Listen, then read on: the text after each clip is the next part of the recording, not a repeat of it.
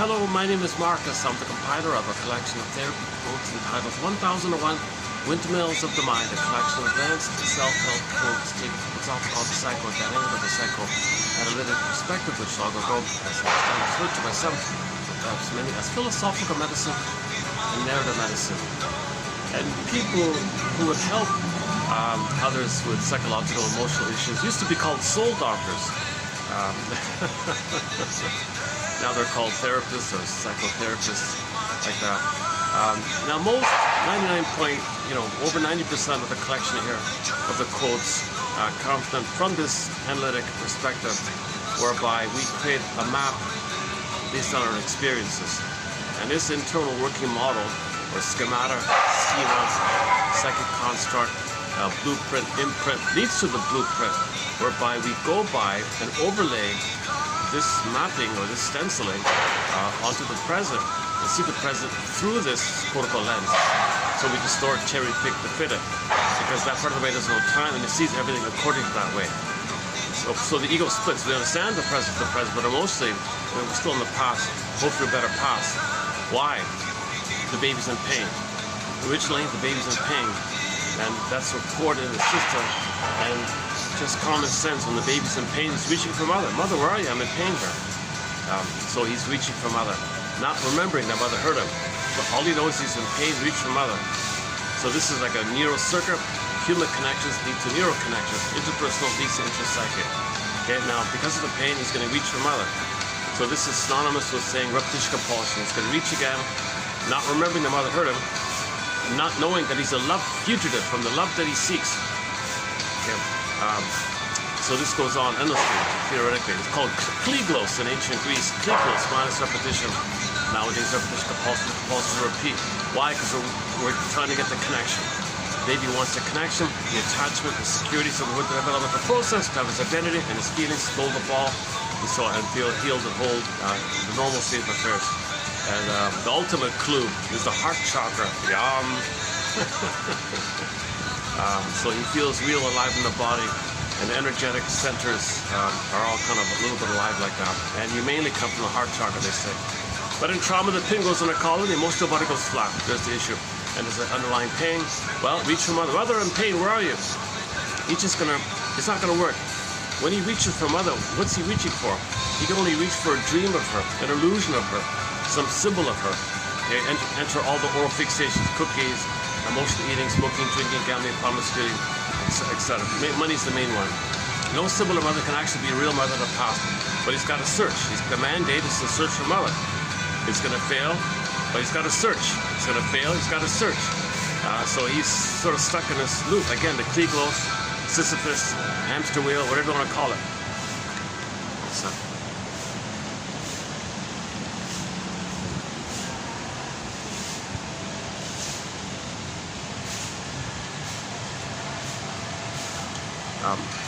Part of this issue is that in this attachment trauma, relational trauma, interpersonal trauma, strain trauma, ambient trauma, weaning trauma, etc. So the stress in the brain is too high, and the chemistry around love and safety are too low. So part of the repetition compulsion is to correct the set points. He thinks, he hopes, he wants to get the correct set points. It's not going to work. Once again, no cookie or money or flu or wine or whatever. It's going to correct the set points. Janoff's definition of repetition compulsion is that he's trying to correct the set point. Bowlby says, well, you overlay your model in the present and see the present through the overlay again and again and again. Or typically the stereotype is you trance the past to the present and reenact in the present a new edition, a recreation, a mirage-like fantasy recreation of the past, hoping for a better past. All repetition compulsion is about trying to get about this connection, i.e. a better past. And so you can resume to better and be healed like that. The pain drives the mechanism. The pain compels this compulsion. The pain is the engine. He wants to get out of the pain. Where's mother? Mother, I'm in pain. Where are you? So he reaches for symbol. Doesn't work. Still in pain. Mother, where are you? That doesn't work. Still in pain. Mother, where are you? Once again, the kliglos hamster wheel phenomenon. Okay. Now, so number one, repeating doesn't correct the set points. No cookie's going to correct the set points. If that means whatever you get, you're not going to enjoy it because the set points are too low. You don't have the chemical wherewithal to enjoy anything because the serotonin is too low in child. Okay? If it's a relationship, you won't love because you don't have the chemical wherewithal to love because oxytocin is too low. So you can get things. So this is the guy who says, well, you've seen one tree, you've seen them all. No pleasure in anything. Relationships, next. You can't enjoy it because you can't connect. No oxytocin to connect. You need oxytocin to bond and connect. He doesn't have it. Yeah. Enter the Twilight Zone episode. Of late, I think of Cliffordville. This guy was a dopamaniac, always chasing, always on the go. Couldn't enjoy anything. At the end of life, he got everything. And he had the fantasy exercise. He wanted to go back in a time machine and redo it all again. All he had is chase. He couldn't enjoy anything. He couldn't love. All he could do was chase. Okay, so when the chemistry is too high in the brain, cortisol, adrenaline, okay, that means he's in pain. The pain pushes him to go forward, look for mother. The chemistry behind that's called dopamine. So he's going to become a dopamaniac, basically. Okay, Professor Previk has a book called The Dopaminergic Brain, The Dopaminergic Mind. You have the molecule of more, the molecule of chase, anticipation, go, like that. So it's future focus, not about now. It's future focus. We're talking about an excessive amount. We're not talking about a healthy, normal dopamine. We're talking about an abnormal, excessive amount in correspondence to maintain the fantasy, that dopamine for the chase, serotonin from the catch, like that. You okay? How do I get phone on that camera here? Let's see.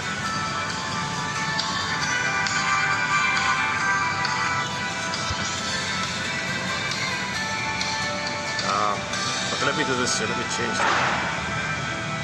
One second. Is that gonna work? If I get any water, it's all exposed. It's damaged. If I get water here, my phone's gone, I think. Okay. Okay. Okay. So let's finish. Oh, hang on. Let's turn this off. So let's round up our opening premise here. So the dopamine kicks up to chase. Okay, only chasing for a symbol because that's the hope to reach for mother. It's going to fail, so the dopamine says chase. It's going to fail, it's going to chase. Now the confusing thing is the allure of it, or the confusing thing about it is when you do chase for a symbol of mother, okay, for a minute, you can trick yourself to blip up some oxytocin and serotonin from the good old days of when you were one with the mother, because the symbol can trigger when you were one. So the symbol of mother functions as what Ullman and Paul referred to as an ersatz self-object. That just functions as a flinting, like a triggering thing, like a catalyst thing. Because if you fantasize you're one with the mother, yeah, just like a fantasy, you're one with the mother. Oh, okay, then the memory of when you were one with the mother, all that oxytocin and love that you felt, that experience, reliving it, you're going to get the chemistry. So it's just a flinting thing to trigger the past, oxytocin and serotonin above the pain. It goes down, chase, flint, trigger the past. Okay, when you trigger the past, the good chemistry goes up. It's just a blipping thing, it goes down. Dopamine says, oh, we're in pain, chase, and the cycle repeats. Okay, now we don't want to know this because the id is going to say to the ego, cover me. Give the person, throw him a bone, throw him a red herring, throw him a distraction. Don't let him interrupt this because we're in pain. You need to know, he can't know that we got to think the cookie's mother. We can't interrupt this, so just tell him it's on sale. That's good enough. Just give him some excuse. It's lying to myself. Yesterday we played Lying to Myself by David Castle. Let him lie to himself. So rationalization is when you say something to yourself to appear reasonable, to appear rational. Usually some kind of vague, glittering kind of thing you say. It's to fool yourself, to fool others. And this, by the way, this quote-unquote belief is created by the pain to provide the cover, to cloak, to maintain the underlying issue of the chase, of the rigmarole, of the misery machine, Mark Twain calls it, or the rigmarole. So the rigmarole, or the misery machine mechanism, you're in pain, baby's in pain. Mother, where are you? Okay, you're out of, so the wiring is set in. How do you search for mother? Out of the register? Well, associations. The unconscious looks for associations of mother, just like material. Usually it's the material things you buy, something stable, something durable, something reliable, something sweet, something soothed, something soft, something reliable, those kind of things. Okay, so a person, of course, obviously, and that's the promiscuity area. So you're looking for a symbol of mother in whatever form it takes, or fixations. Okay, smoking, smoking's a common, drinking one, all those kind of things. Okay, gambling, of course, is in there. Money is in there, but whatever it is, it's going to fail. It has to fail. It must fail because no thing is mother in the past. No time machines. You can't go back in the past to get the love they should have received via the symbol of mother. It doesn't work. But again, the pain pushes the reach, so it's going to fail. Pain is still there. Once again, as just mentioned, you're going to chase again to blip up happy chemicals of the past. And when they're blipped up, they're going to go down. The pain is there. Dopamine says chase. So you chase mode. So dopamine is a molecule of future, anticipation, chase. There's no now. There's no here and now. It's like it's the future to get a better past. Dopamine is about chasing the future to correct your childhood past. This kind of dopamine is about chasing, hoping for the future to get your mother's love in the past. That's the nature of the timelessness of the brain. There's no time in that brain. Remember, the amygdala doesn't know time. The unconscious does not know time. Like this. Okay, now another point here. The Edmund Berger, one of our mentors here, the confusing thing about how to recognize this is that the pain the baby's in. Okay? So when he's traumatized, he's in pain. Obviously, he can be abandoned, he's going to perish. Now remember, the baby was enraged at some point, and the mother didn't respond to the baby's signal of rage, wanting as a cry for anger, as a cry for love. Mother ignored it, turned in on himself. So his anger and cry for love turning in on himself. So hating himself. Remember, hate is a cry for love. I got a block. He's got to hate himself. To cry for love to the mother, it turned to hate. Got blocked. He hates himself, but that's the cry for love to the mother. So the cry for the love to the mother got blocked, tension, fear, build, fury, rage, blocked, turned in. That's his cry for love to the mother. It just turned around, twisted, morphed, anger, rage, hitting himself. So he's hating himself in effect, but that's a cry for love. Imagine that dynamic. Now he's in pain at this. His own cry for love turning to hate. It's directing at himself because mother's not there. He's got to go somewhere. He's got to have the hope. So the hope for mother's love is to hate himself. To maintain the hope for mother's love, he feels some kind of power. Oh, one day I'll get some hope. He's got to hate himself. So he's not too powerless. He feels he got some kind of power. One day I'll get mother's love. He feels important like that. The alternative is worse. So he's got to maintain the hope. That's why the cortex is pulled. Give me cover. Give me cover. We can't face the worst thing. We can't face that mother never saw us, never existed for us. Mother didn't want us, whatever. We can't face the worst thing. So this is like the lesser suffering, he calls it, yesterday's guy, Mr. Ecker. We'll pick up on the work of Mr. Ecker in this video as well. But let's go back to our opening premise here. Okay. It's just a little shower. Oh, that's it. Oh, that's it. I predicted this big rain, and that was it. I brought my broken umbrella and everything. I was going to go to a nice fancy park because the son of a gun got too late in the rain and all that, so I came here. Okay, enough about the venue report. You know, despite the interruptions in my yesterday's video at the other park, there were some good parts in there. Actually, that yesterday's video got, to my surprise, the most amount of likes. Like many of my recent videos have been excellent, but got no likes, no views. But that one yesterday, to my surprise, got like 4 likes. That's a record to get 4 likes in one video. So that's check it out. Yeah, Bruce Ecker. So that's his work as well. So maybe people are into his material as well. Very interesting theories got. So we'll pick up on the work of Bruce Ecker and his wife, Laurel Hulley. Is that right? And they got a third one there now. Okay, so let's go back to the opening premise. So Berger says this is too much pain to hate yourself. You're hating yourself, you're attacking yourself. To cry for love, you gotta attack yourself. Ouch, this is a quote-unquote major crime in the system. Now remember, this pain compels the reach to trigger the chemistry of the uterus. Now this phenomenon that the pain drives the reach for the happy chemicals.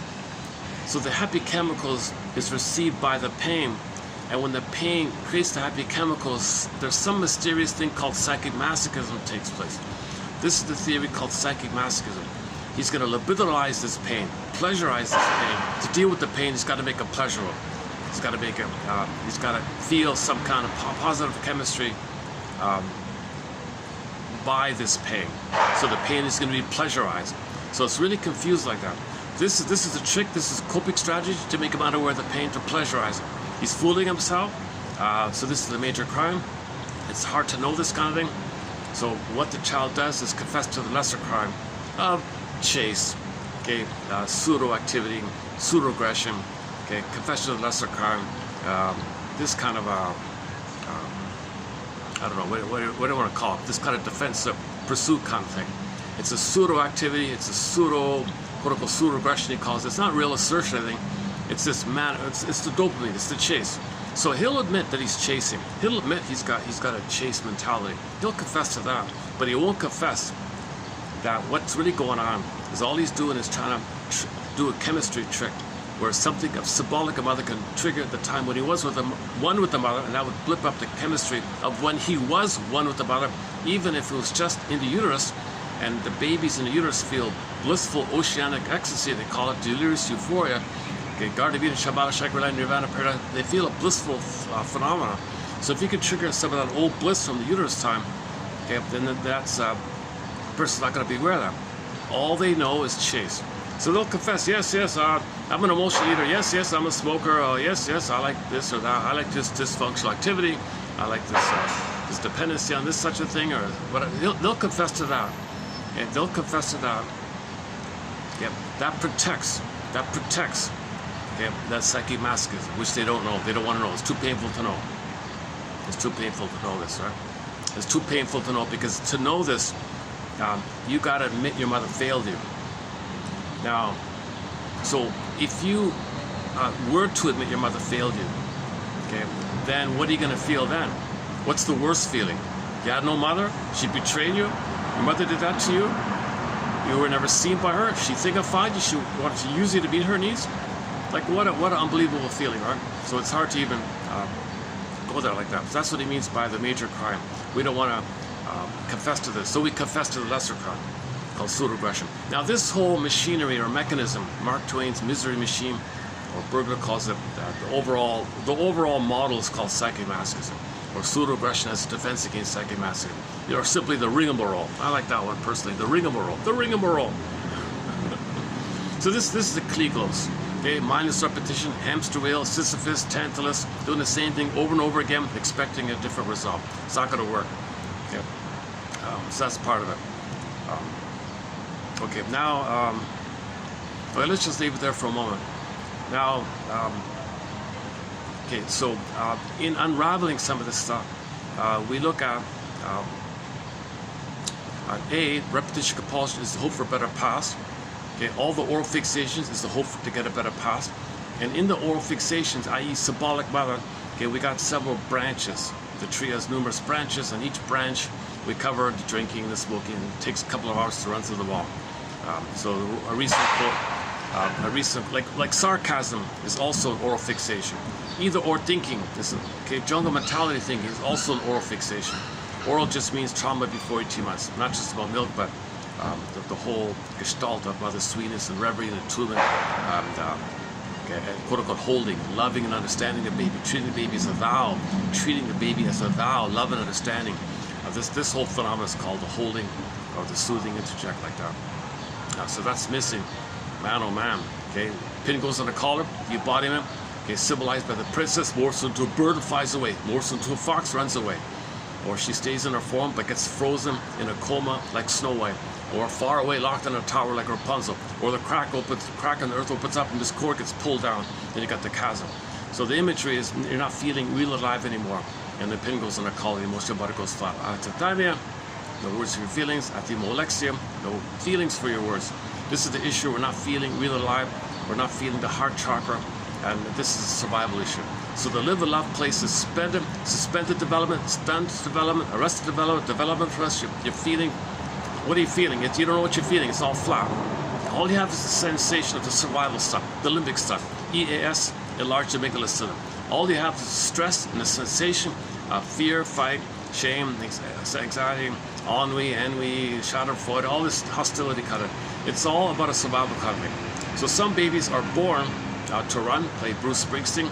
Some babies couldn't run, so they recorded, they were born to fight, played the song Street Fighting Baby by the band Triumph. Oh, yesterday we played Triumph yesterday. Yeah, we played a Triumph song yesterday. We closed up with a song called Fantasy Serenade, just an instrumental one. That's on their third album, but their first album, it's got a song like that. So in other words, if the baby's born to PTSD, he's going to be born to run or fight, right? He's not going to live and feel. He's born. He's always survival. He thinks he's going to perish. What a stress response: run or fight. Now, most babies would first want to run, If he's quartered, he might be in fighting mode. So this is Karen Horney's model that in trauma, some people are constantly against people. That's the fight one. Hostile, vindictive, hostile, arrogant, vindictive mentality. They're always against the bully one. They can't let up because they think they're gonna perish. That's the final path there. Now all anger, whatever degree it is, it's still a cry for love. So the bully is still crying for love, but he can't let up because he thinks he's gonna perish. So he'll suffer the lesser issue of his life being dysfunctional, always against people, antagonistic towards and vindictive towards people, because the worst is he thinks he's going to be got him. Now, this is a false belief. This is an emotional learning he's going by, and if he's unconscious, the emotional learning, the schema runs his life. That's why you got to have consciousness, and that's why we need Bruce Ecker's approach, because Bruce Ecker, his approach is very healthy. So we'll pick up on Bruce Ecker in a minute. Okay, that's the final pathway. That's like the most desperate chance the baby has. He's got his corner like that. Now some babies are coming out with the birth trauma in kind of flight mode. So they're all revved up with PTSD, but their mentality is maybe like a void. They might become schizoid, sort of a passive, detached. Sometimes they're more active, aggressively detached. That's the avoidant one. So, but they kind of leave me ivory tower, do not disturb sign. So emotionally they don't connect. Emotionally they don't trust. They withdraw, shut down. So they're like shut down emotionally inside, and they withdraw their emotions, a wall over their emotion, turtle phenomenon, kind of something like that. So they have some kind of ability to be on their own, and they have some kind of shielding effort like that. The bully never had a chance to. Their shell was cracked, and they're just they're just more primal, archaic, like that. By the way, the recent one by what's his name, Wayne Oates, he takes the bully one and says, what happens if the baby can't be a bully? And the mother says, you can't be a bully to me. He might become, he's already a bully mode against, but the mother says you can't do it. He might become a passive-aggressive bully called the sneak around, called Iagoism. Iago is the character who spreads rumors, and he's actively aggressive. He's overly aggressive in a passive, sneaky way, called the sneak around. So people move away, against, kind of sneak around like the Iago one.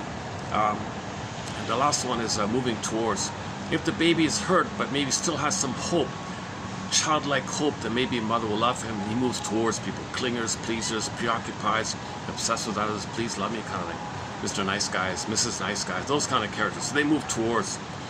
But it's the same kind of rigid kind of thing. Neurotics have the same kind of limited range of feeling. The move toward, the pleaser move towards, oh please love me, am I good enough, will you love me? Doesn't work. The avoidant ones, well, if I'm detached and I'm safe, if I move close, mother's gonna engulf me. If I'm too far back, I'll be abandoned. The bully one says, it's just jungle. I just have to always against. I can't let up. Hyper-vigilant, hyper-alert. They're just kind of that kind of mode. And the passive-aggressive bully, Iagoism, or the sneak around, they're detached, and they have this more colder, detached, calculated method or something. It's aggressive. It's an aggressive agenda, the same like the bully agenda, but they do it in a sneaky way. It's kind of like the difference between the exhibitionistic narcissist versus the passive-aggressive narcissist. Now, the narcissist is proper. It's not really too aggressive. They just want to be seen or feel important, get center of attention like that. But the bully one, they were prematurely ejected out of the mother-infant duty way too early. Probably at birth or maybe prenatal trauma. They're just too aggressive. Okay, that's Karen Horn. I started this with the people move towards, away, and against. And Oates adds the around, people move around, passive-aggressive bully one. Okay, anyways, so that's the point is the feeling self, the embodiment, the real self, the true self, the feeling, real and alive self. Okay, this beingness, this felt sense of your ontological self. Okay, that's all frozen. So now that's the place where you live and love. That's where pleasure is, the blue jay of happiness, where you express your interests, called meaning, a path of heart, the golden ball, the range of feelings, a wide range of feeling, empathy, morality, ethics, virtue, the felt kind of place. And there's a lot of capacities with the authentic self. With the authentic self, there's empathy and mutuality. So if there's a mistake, you feel badly, you can articulate what you did, you feel badly, but share all that, express the effects that the other person felt by your mistake, and you have the integrity to acknowledge the effects of your mistakes, and you feel badly about the things you did, and share all that's considered an apology. Basically, you don't do it again, feel sorry. So you have the felt sense of others, because you have your feelings, they have their feelings, you know if they have feelings, we're all one family, feeling and feel neutrality. So people with one of the core capacities is intimacy, thou. Okay, person to person relating, called companionate love. The relationships is called companionate love, people to people love like that. Okay, with the I, the joy, of course, the blue jay. Express your interest, meaning. Okay, if there's a loss, okay, no, yes, sadness can take over the console. Joy can step aside for a minute, like the Disney film shows you. The first one, 2015, the first one, the debut of the film, Inside Out. Okay, so all the joy for which you pray is 100 tears away. So joy was always running the console, a little bit manic, and the lesson was, oh, she had to step aside and let sadness run the console, and then sadness can step back and joy can come back. That's part of the authentic self, the real self. Your interests are there. You can mourn. Mother can love the baby, because the mother can treat the baby as a thou, because she has a sense of an I to acknowledge the person-to-person, thou-to-thou relationship. Empathy and gratitude is a kind of a constant undercurrent. The gratitude, the reality, you see things calmly because you're in the present. You live in the here and now. You're not trying to resolve some battle with your mother. You're not still trying to process some trauma from the past. So you're not the present, still not the past. You're not, chipped from the past. Those kind of things. You're living in the present kind of, with the real self, authentic self. So that's represented by joy and sadness running the console. But like you see in the film, whoop, they got traumatized, zooped away, and fear and anger came up. Fear, anger, and shame, disgust for distaste. And in the sequel, it was envy, variations of the survival mentality. Envy, ennui, what was it? Anxiety from the old fear. They were going to have a Shatterford on there. They could even put the Wicked Queen on there as a condensation of envy and ennui and vindictiveness and bullies. They can have various versions, but it's all expressions and variations of the anger theme, survival theme. Any mentality that's a jungle mentality, that you're living from the survival place. It's a pitiful state. You're not living and loving. You're missing so much. Just treat your whole life like a frightened, it's called emotional learning. You create a schema from it, and you're living there frozen. You only get out of this if you're conscious of it. If you're not conscious of it, you're kind of suspended there waiting for consciousness. Enter Bruce Eckert mentality. Work, I mean. Okay. So the goal is to get back our feeling self. We want to feel real alive. We want the pin to pop out so we can feel real alive. It's called the abreaction, the catharsis, the emotional knowing. The feeling self comes back. So we want the feelings to come back to ourselves. Okay, man, now let's maybe enter Ecker's work here. Okay, now in the collection we talk about all the defense mechanisms, okay, projection, because the way to know what's repressed, you project, and it belongs with them. Project by identification, coax people roles to recreate, okay, reaction formation, identification to aggressive, Faustian deal, Faustian part, envy and shame, and psychological predisposition, fairy tales. So we got a lot of material like that. Now this recent run of quotes I'm in the middle of now, just started a couple of days ago by Mr. Ecker, has a whole different kind of different thing that I have a question mark about it. I don't know if this is just a little trick, the self-help trick. You know, you do this exercise, you feel better for a minute. Oh, you're fooled. Oh, give me money. I don't know if it's just a trick, or if it's really possibly legitimate, or if it's authentically done. Maybe it's legitimate, or some people will have the setup for it. It could be authentic. So there may be an overlapping area like this. So normally I find about 10 quotes, and I like them, and I want to share them. My enthusiasm. Oh, I found some quotes, guys. Look, I'm going to share them with you. I'm all excited. I want to share the quotes like that. Past couple of days, I'm not really in that mode. Really, I'm more in the mode of I want to figure this out. What's going on here with this Ecker stuff? Call it Ecker's toolkit. I don't like these therapists. They want to create some new therapy model. So he calls it coherence therapy. Coherence therapy. That's a vague. He's all anti-vagueness, and here he is of coherence therapy. What he means is that your unconscious wants a symptom, so it's coherent in that sense.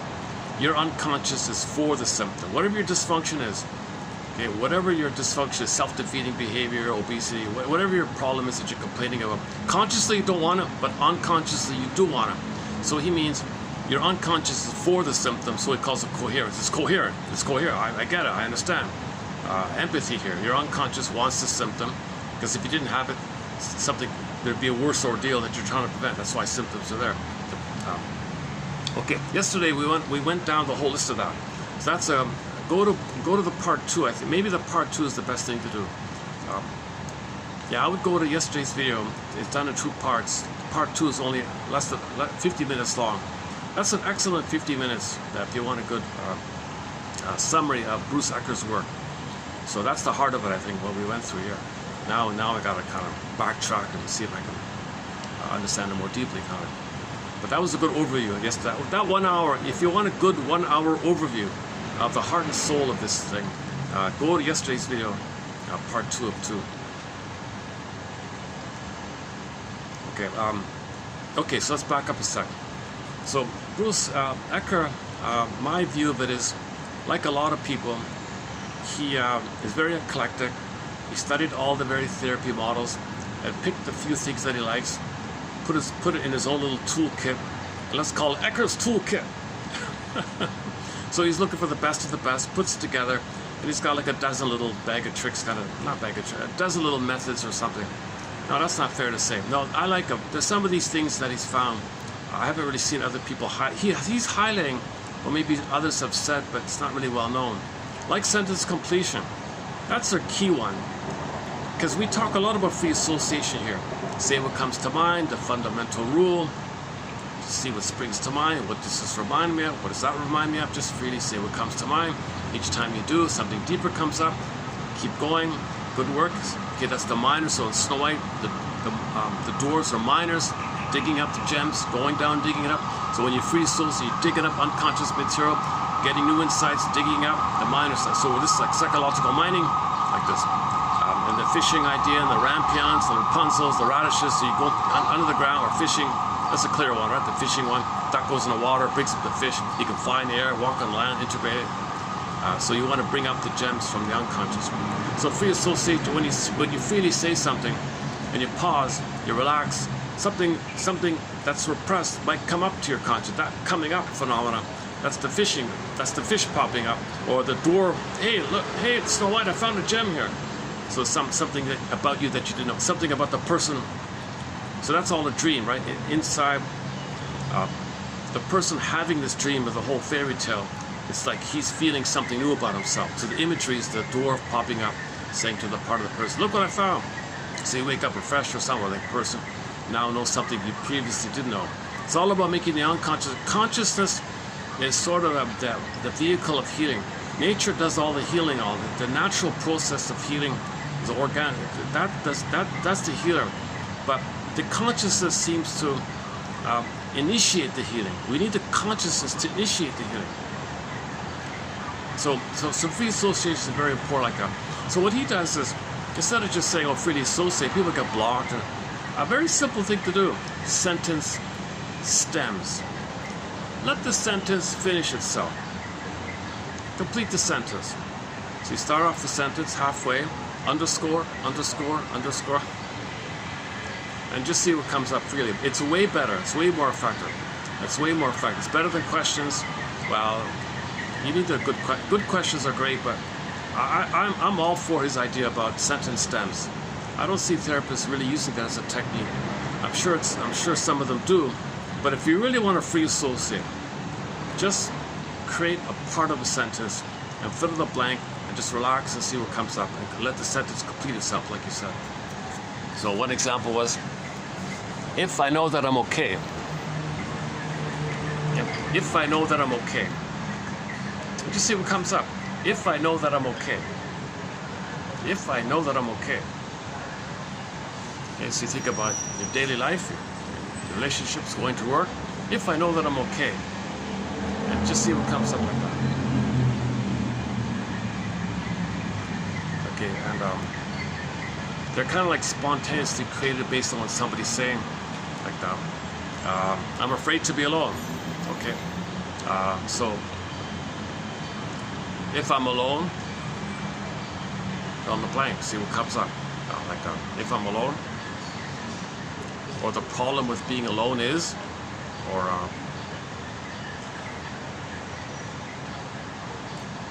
okay. So let's just pause on that moment there.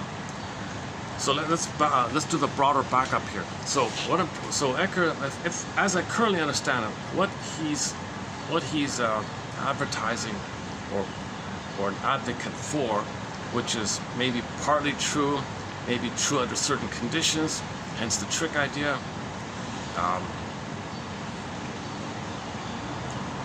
A part of me says it's only going to work sometimes, and then it's going to be misused as a trick thing. Like a lot of self-help ideas of potential, people get all excited and they sell it, and people get discouraged.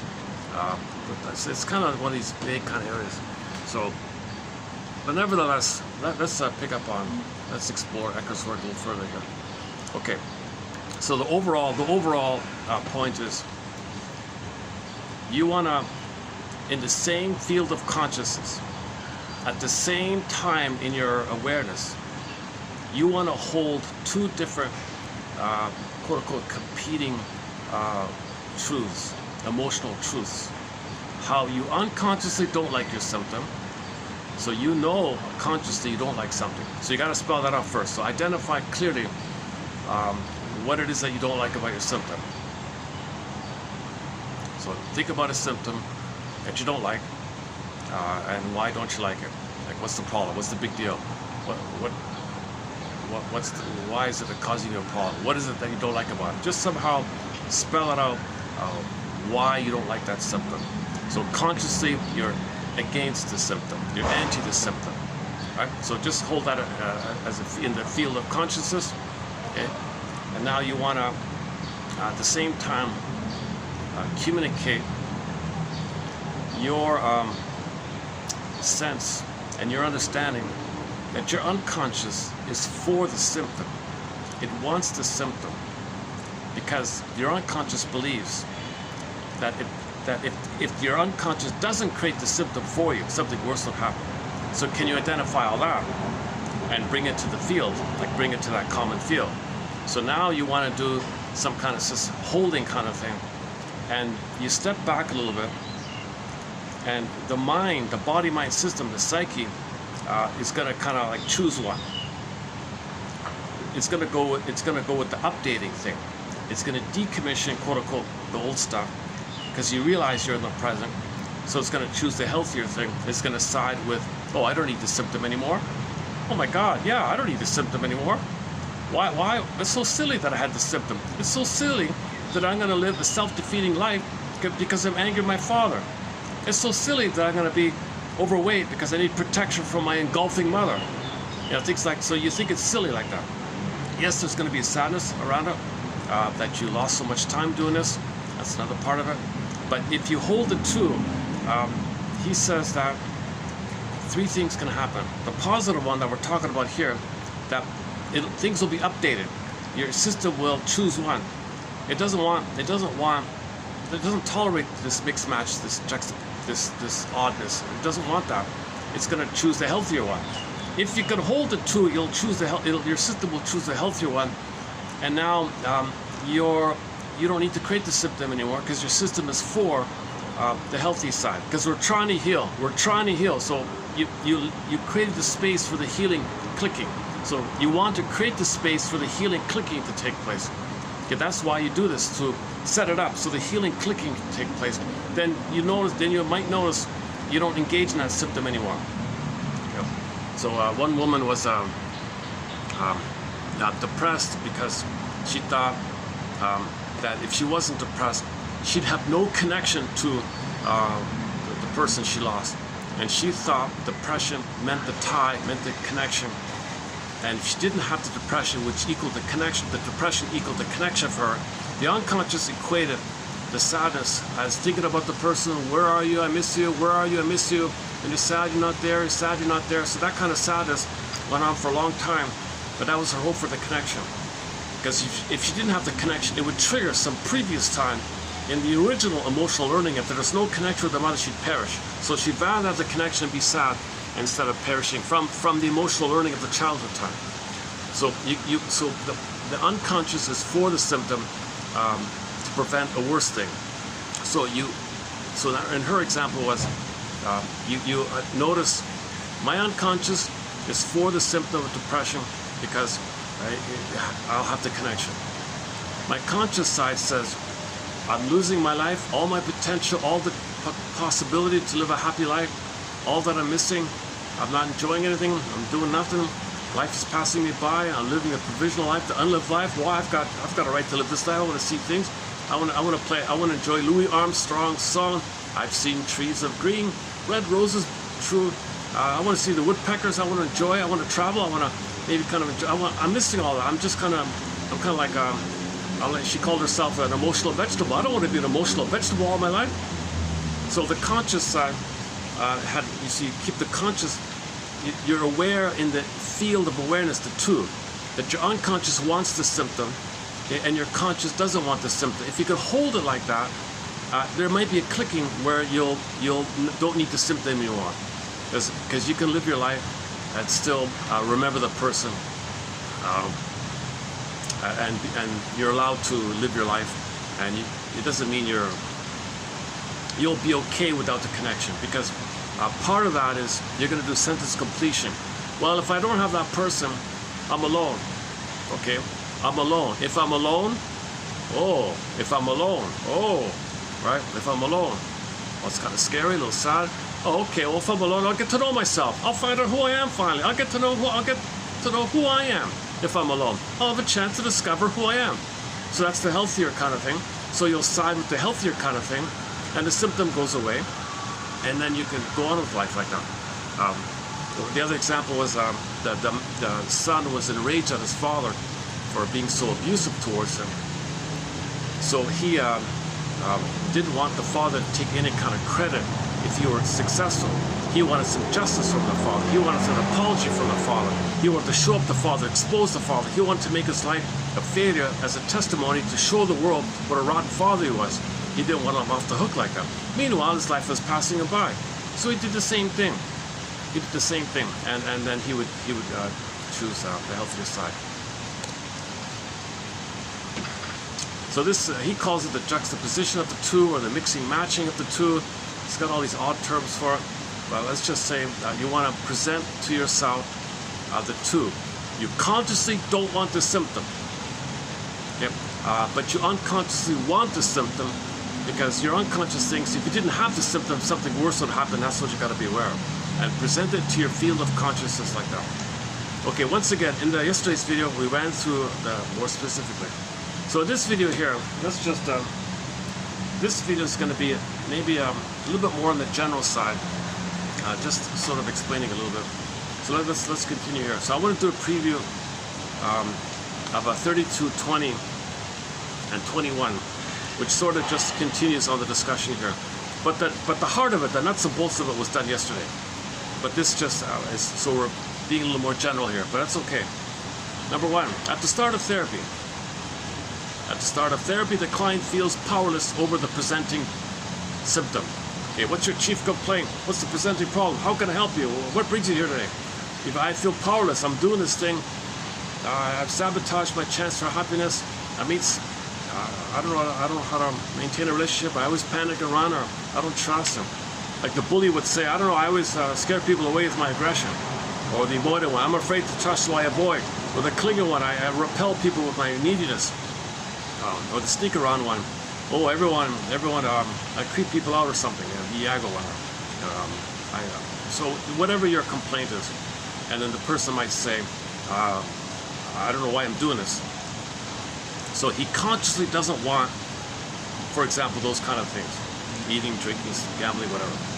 So the gambling is pretty easy, right? Well, I gotta stop this because I'm losing everything here. But the unconscious wants the gambling. The unconscious, the hope from other. If you don't have the hope from other, so you fill in the sentence, if I don't have hope from other, fill in the blank, underscore, if I don't have hope from other, if I don't have a connection to mother, if I felt like I could never receive mother's, if I felt like I could never receive mother's love, if I were to accept I never had a mother, if I were to really feel that, if I were to believe, if I were to acknowledge my mother was impaired and didn't love me, like, whoa, right? Okay, so I'd feel scared. Okay, if I'm scared, what does that mean? Being scared means, what the hell? I was treated like that? Okay, I was treated like that, and you free associate. Oh, there's something wrong with her. I'm okay. With the problems with her, I'm all right. So why am I suffering if they're the fault? If they're the abuser and I'm innocent, why am I punishing myself for them being like that? So you're moving towards a healthier perspective that you're okay. The mother hurt you, but as a child you can't know that. Now you can know it. Now you can know the reality. The mother was impaired. She's the abuser and the aggressor, and you're okay. You don't have to try to fix her. It's impossible. No one can fix a narcissistic mother. Yesterday's video as well.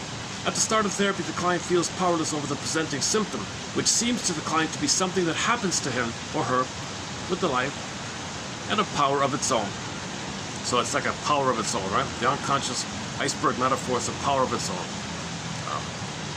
It's a forceful thing that the baby learned to maintain the hope and the power of the connection that one day he'll get by the stuff. He won't be a passive. He won't feel the helplessness of no mother if he has the hope for mother by being active to repeat. If he chases for symbols, he's going to have some kind of hope. It's usually about identity, and connection, and hope, not being powerless, and maybe the justice idea. I want mother to correct her ways because I'm so angry. So it's about your feelings, it's about your unmet need for development, your unmet need for your identity in the developmental process, and all the rage around it. They want some kind of recognition, some empathy, some quote-unquote justice like that. Usually those kind of things.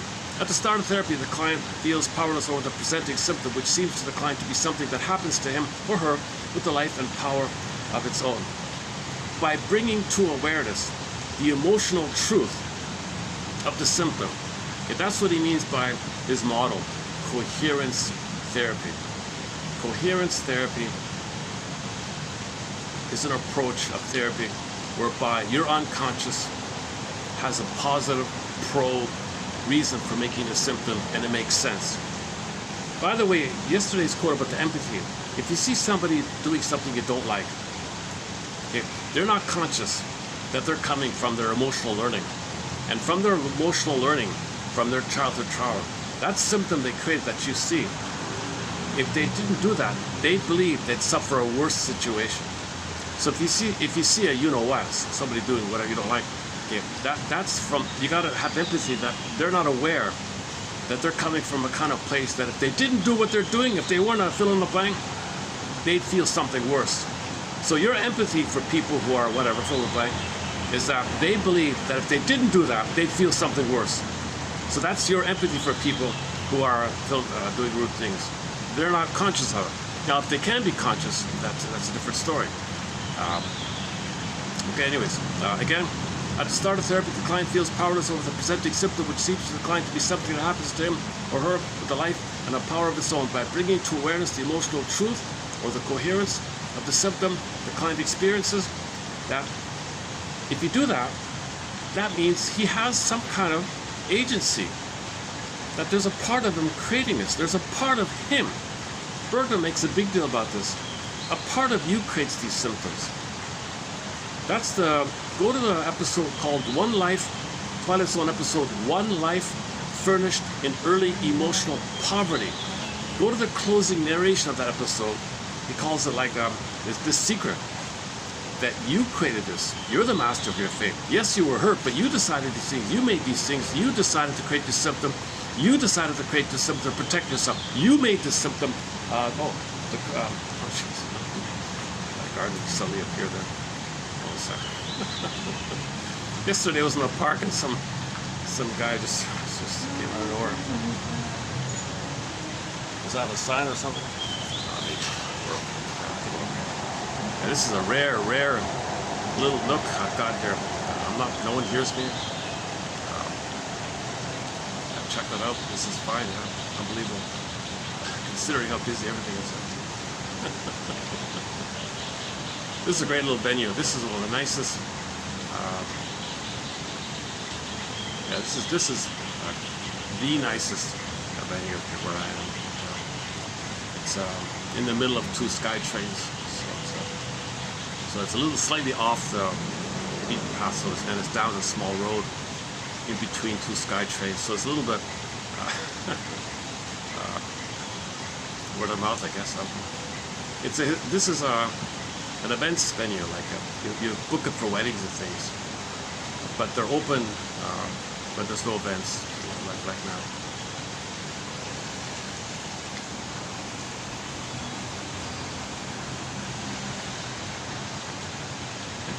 Okay, so that's part of it, that one life furnished early emotional poverty. So it's a time travel episode. He was dysfunctional. He went back to his childhood to see himself, his younger child, to see his parents, to interact, to watch it all. He said, oh my God, I decided these things. I made these decisions. I made these conclusions. The narration was, if you can get that, if you can grasp that, you're the captain of your life. You're the master of your fate, if you can capture that. And that moves towards freeing you from a useless burden of trying to get a better result from your childhood, trying to get an apology from a narcissistic. It'll free you from the useless burden. Dead cargo from the Twilight Zone, he said. The episode isn't too interesting overall, but the closing narration, ironically, that's the best closing narration, one of the best closing narrations of the Twilight Zone, that one. That he actually has great personal agency in producing the symptom. That the symptom arises from the client's own use of personal power applied to his or her own strategy for solving a particular existential dilemma. So get in touch. So it's hard. I also have a hard time. How do I get in touch myself? That I decided how I cope with trauma, and I decided certain things. That was my way of doing it. Did I do it? My unconscious did it. Well, it's a part of me. A part of me, the unconscious part of me, decided whatever my dysfunction, and that's an agency on my end. It's an unconscious agency, I guess. Usually you think of conscious agency, but when you say know thyself, there's a conscious self and unconscious self. So you got an unconscious self and a conscious self. So just try to take responsibility for your life. So if you're dysfunctional, you didn't cause the trauma, but it's your life and you're responsible for how you cope with it, how you address it. Now you want to update it and correct it with an exercise like this one here. All right, the schema, he sometimes calls the internal working model, or the emotional learning, or the imprints. He calls it the schema, the psychic constructs, or the schemata, or the schema. Or he sometimes refers to it as the pro-symptom position. The pro-symptom position. The schema is sometimes referred to as the client's pro-symptom position. So your emotional learning from childhood, what happened to you in childhood? That wiring, that network of wiring, neural circuits, interpsychic model, internal working model, object relations theory, this inner stuff, this psychic stuff, these fantasies, representations of you and the mother. It's this Alice in Wonderland thing in your mind. These fantasies, these memories. That structure in your mind called psychic structure, your internal psychic structure, creates the symptoms. Creates the symptoms. So this idea of why it's creating the symptoms is to prevent something worse. So it's for the symptom. Pro denotes that the symptom is emotionally necessary according to the knowledge in this self-state or part, and quote, position is meant to denote personal agency, an active and self-protective, if initially unconscious, positioning and responding. That entails the symptom as a necessary adaptive feature. So give credit to yourself. When you were a baby, okay, the baby you think of, imagine you're watching a film of you as a baby, and the baby's in you, the baby's being hurt, and your baby's gonna do something about it. He's gonna adapt. I'm gonna adapt to this. So you're going, all right, baby, it's painful, but you survived it. So you found a way, you decided to be for the symptom because the symptom buffers you. The symptom is like a painful compromise, but you survived with it. And without it, you would have been a goner. So way to go, baby. You found a way to survive this narcissistic, abusive mother. And you cope with it somehow. It's a sacrifice on your end, but you had to survive this mother. So the symptom is about survival, obviously. So these symptoms, that's why people stubbornly cling to their symptoms, because unconsciously it's about survival. From the baby's point of view. Otherwise he wouldn't do it. If the baby's loved, well, why make himself sick with symptoms, right? All right. Change of symptom is blocked when a person tries to make the change from a position that does not have actually control of the symptom. Okay, so typically in the behavioralism, a lot of these, people say, get over it, what's wrong with you? It's the past, the past. So you're attacking your unconscious. Really? You think your friend telling you there now, get over it, stiff upper lip, or pull your boots up by your strap. How does it go? Bootstrap. These kind of barbaric slogans, it's forget it. Okay, you're not addressing what's causing the symptom. You're ignoring the part of the person that's causing the symptom. You're ignoring yourself. You're ignoring the other person's soul, your psyche, your body, mind system, the survival part of you created a symptom. And you're going to just bark at yourself for creating that? You're not going to validate. You got to have empathy for why the symptom's there. You having the symptom, it makes sense. Otherwise, something worse would have happened. Way to go. Okay, so you gotta leave it like that, and the healing of it is when you just bring it to conscious, and the body, nature does the healing. You don't. So we're kind of arrogant to think we can do what nature does. So we just allow nature to do its healing. Don't get in nature's way, kind of thing. So people saying get over it, they're getting in nature's way here. Change of the symptom is blocked when a person tries to make the change from a position that doesn't actually have control of the symptom, a position merely against having the symptom. Therefore, for the client to achieve change of the symptom, first have the client make conscious and inhabit his or her symptom-requiring position. People are able to change a position they experience having, but are not able to change a position they do not know they have. So you don't know that your unconscious is creating a symptom. You're only going to change it if you know that. You can't change something if you don't know what you have, right? The mechanic can't fix it. That's not a good example. But okay, even with the mechanic, he can't fix your car if he doesn't pull up the lid. Where's the problem?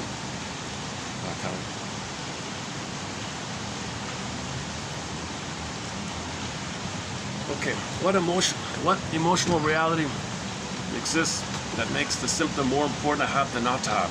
That's sort of a background question to all this. What emotional reality exists that makes the symptom more important to have than not to have? So that's the core question, right? So we got to search for ourselves.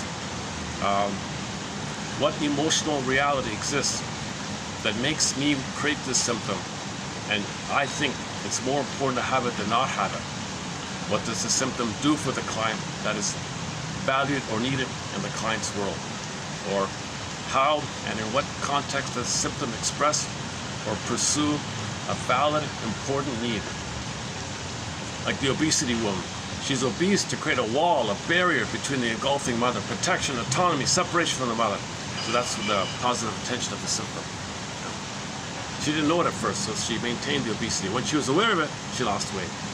How is the symptom an actual success for the client rather than a failure? Look at that, eh? So here's a real positive spin on this. Creating the symptom from the baby's unconscious point of view, success. I survived. Not a failure, it's a success. Otherwise, you would have been a goner. How is the symptom an actual success for the client rather than a failure? To what problem is the symptom a solution or an attempt at a solution? What are the unwelcome or dreaded consequences that would result from living without the symptom. Okay, so his second, so I mentioned sentence completion as the one main exercise. The second main exercise is fantasize not having the symptom, to be aware of this. So to answer this question, imagine yourself without the symptom. So whatever your symptom is, imagine that tomorrow you'll spend one day without it. Just imagine it. Imagine, it's not a dress rehearsal like sports or something. Just imagine tomorrow that you don't do the symptom, the panic. Okay, panic. I feel panic. Go on, fill in the blank. Because without the symptom, you feel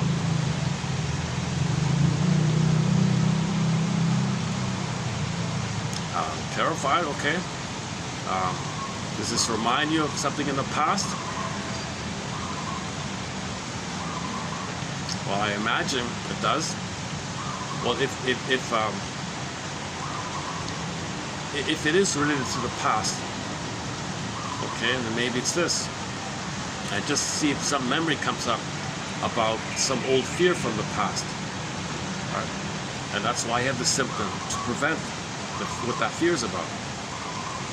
Okay, sometimes the parent was verbally abusive, father was shouting, and mother was shouting or something, so you feel like you're being attacked or something, so you're afraid of this aggression on the parents' side, or the brother, or the siblings, or things like that. So it's going to be unique for each person, right?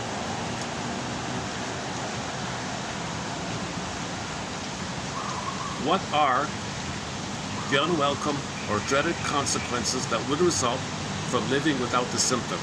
So just imagine not having the symptom. He calls it the symptom deprivation exercise.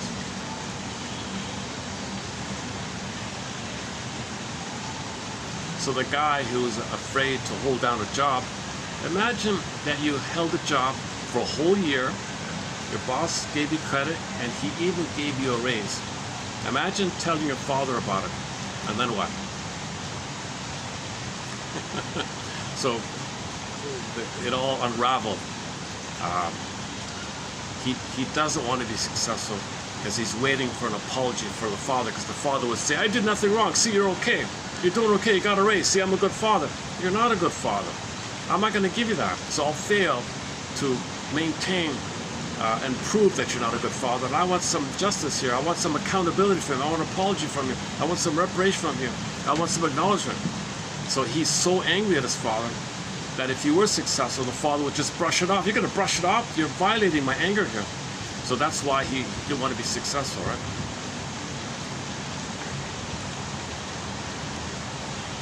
And the related to it is, that's his tie to the father. Being a failure is the tie to the father, waiting for his apology. That's his tie. If he's successful, the father forgets about him. He has no father. He's alone. So the dreaded consequences, he's going to be alone with no father. No apology, no father, all alone. So what problem is the symptom a solution, or an attempt at a solution? What are the unwelcome or dreaded consequences that would result from living without the symptom? So in that case, with the drifter guy, he said, well, that means I had no father. He'd say he was okay.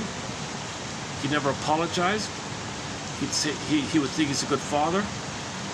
Man. What happens if the symptom doesn't exist? If I don't have the symptom, I have no father, I have no connection, and he got away with hurting me. All right. How is the symptom necessary as a byproduct of something else? Same idea. Does the symptom inevitably follow from how the client solves some other problem, from some attribution of meaning or other reality construct, or from an actual lower loss suffered? All right. So this is all just synonyms. Basically, it's synonymous type of questions. This one here, this middle part, that part there.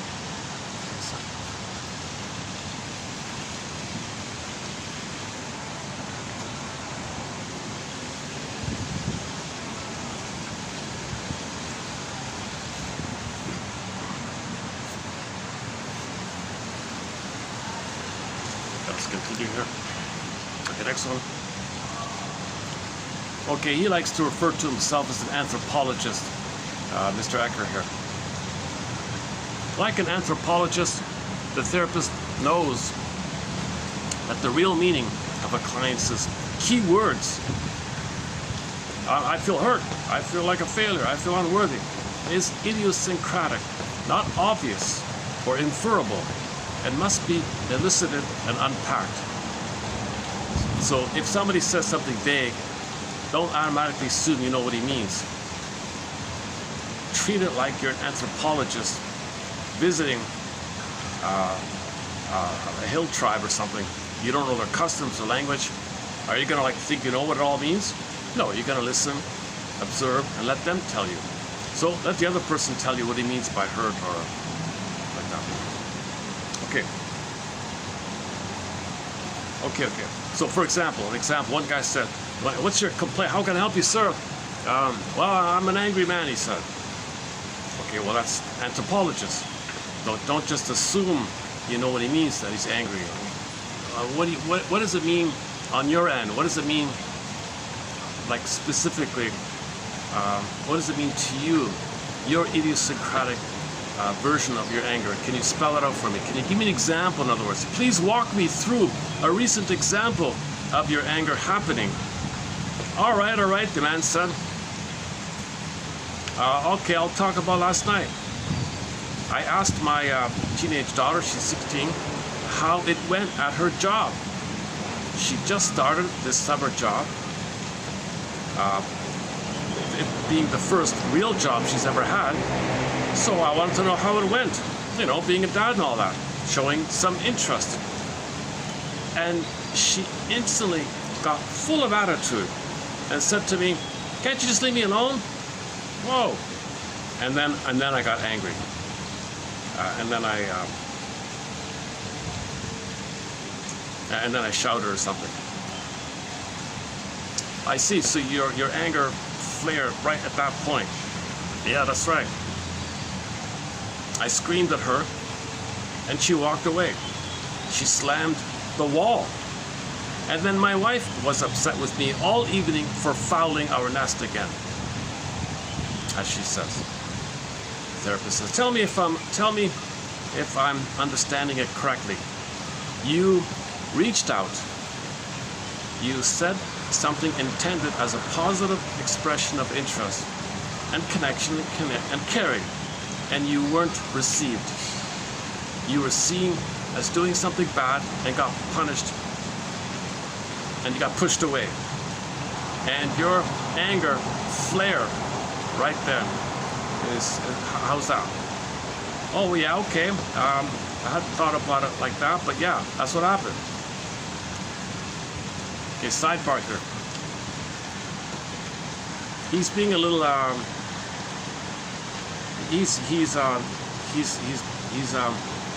he probably privately knows the father is projecting the mother onto the daughter. And when he was a baby, he reached for mother, tried to connect, got punished. That's a pattern. Goes to the daughter, talk to me, leave me alone, got punished. He's just recreating the thing, but this is not aware. He's using like his inside knowledge to make that comment. But he agreed with it, so he just tested it out. So he was very polite about it. Okay, so you reached out. You said something intended as a positive expression of interest and connection and caring. Okay, so baby reaches up for the nipple, wants love.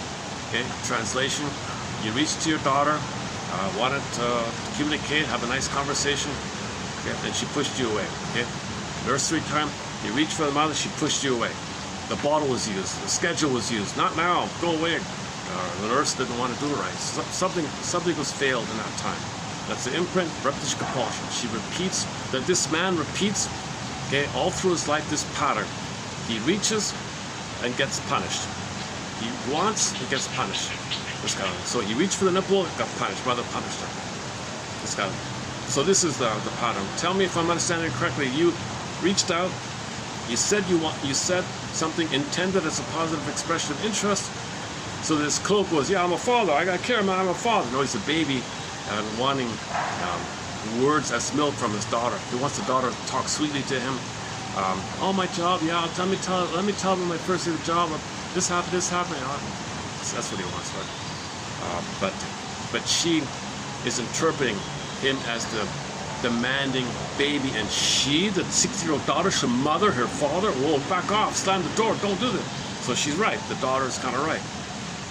The daughter is right to be angry like this, I think. She's protecting herself from this energy of the father demanding and not seeing her for who she is, and wants symbolic mother from her.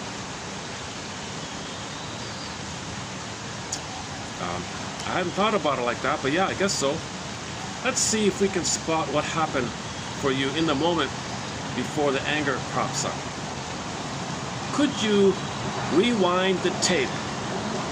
Could you rewind the cassette tape? Could you rewind the tape of last night's incident and freeze frame? Dun dun dun. The song Freeze Frame. We played it once by the J. Giles Band. Freeze frame. Could you rewind the tape of last night's incident and freeze frame at the split second of that first moment of seeing that your daughter is rejecting your positive attempt to connect with her? He didn't say you're neediness, right? So you gotta placate to his narcissism at this point, right? See if you can notice what are your private thoughts and feelings right then, just before the anger floods through. The man says, well, it hurts, man. It really hurts my feelings. Kind of like, you know, they don't want me or something. I don't matter. Oh, okay. So, you don't want me, I don't matter, and that really hurts your feelings. Just for a split second, and then your anger roars through. Is that right?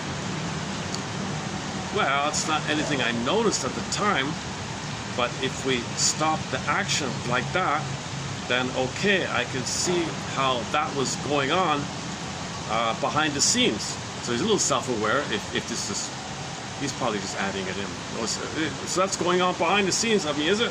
So behind the scenes, that's what's going on.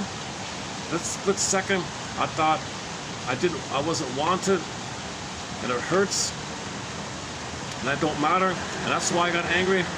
That split second, that was going on. I was triggered of the past. Because remember, anger is a cry for love, right? So he wanted the love of his mother, he got angry. Just repeated it. So baby wanted mother's love, rejected, got angry. Wanted the daughter's attention, and rejected, got angry.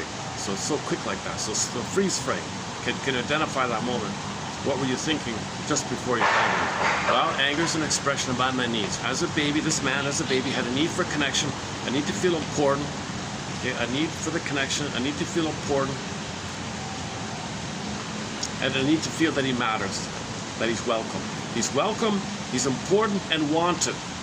So the baby needs to feel wanted, that he matters. He didn't get that, he was in rage. So that's what's being triggered up here. Oh, I see. So that's what happened, I was triggered.